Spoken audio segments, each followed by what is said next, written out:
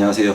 저는 경기도 화성에 있는 삼괴고등학교에서 국어를 가르치고 있는 국어교사 우종선입니다. 저는 여기 한국민속극박물관 객원연구원으로도 오랫동안 여기 관장님, 또 선대 관장님 있던 시절부터 인연을 맺어서 오랫동안 여기 함께 활동을 하고 있습니다. 네, 저는 어릴 때 이제 한학을 공부하고 또 이제 성장해서는 국어를 공부했는데요. 이게 한학과 국어는 인간의 언어와 문화에 대해 다루잖아요. 이 언어와 문화는 일상의 삶이에요. 그러다 보니까 이제 우리 삶의 근간을 이루는 어떤 평범한 사람들의 삶의 이 일상들에 대해서 관심을 가지게 됐는데, 여기 이제 민속극박물관의 선대 관장님 때부터 이렇게 인연을 맺고 하면서 그런 민간 신앙, 일명 우리가 무속이라고 하는 그런 것들에 대해서 이렇게 깊게 관심을 가지기 시작했어요. 그래서 이제 지금 현 관장님과 함께 이제 선앙당 그 새로운 스타일로 선앙당을 복관하게 되면서 그런 민간 신앙에 대해서 다루고 있는데, 이건 신앙이라는 측면으로 제가 접근한 것보다는 우리 삶의 어떤 질서들을 민간에서는 어떻게 이해하고 받아들이고 있는지, 이런 관점에서 저는 새롭게 좀 현대적인 의미로 그것을 이렇게 풀어내고 싶었어요. 그래서 함께 이제 연구에 참여하게 되었습니다.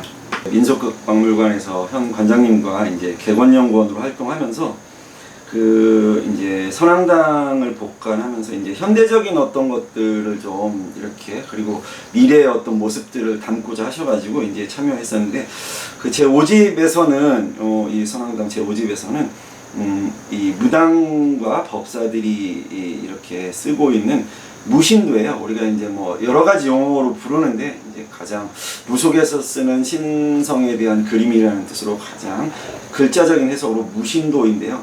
그거에 대해서 이렇게 첫 번째로 참여를 했었고, 두 번째 연구에서는 이제 독립된 예술 진서로 작품하셨던 것 중에 이제 서리설경이라고 하는 분야에 제가 이제 집필로 참여를 했는데요.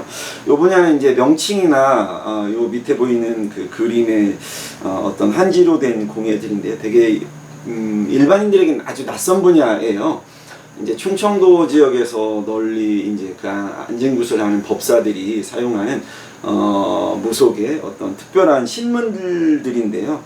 요것들이 어떤 의미를 가지고 있고, 또 오랜 역사적 흔적 속에서 어떻게 현대적인 모습으로 변화해 왔는지를 다룬 조금 더 전문적인 그 연구였습니다. 네, 세 번째 연구는 이제 선앙당에서 6집으로 나온 부적인데요. 부적은 사실 일상에서 아주 이렇게 보편적이고 널리 쓰이고 있어요. 근데 이제 아무래도 사람들이 그 좀 뭔가 미신 또는 비과학적이다, 이런 어떤 선입견, 편견 때문에 드러내놓고 사용하진 않아요. 근데 여기에 이제 뒤에서 밝히고 있는 것처럼 정작 인터넷 같은 데서는 뭐 10,000건이 넘는 어떤 그런 부적들이 팔리고 있고, 참 그런 아이러니한 분야인데요.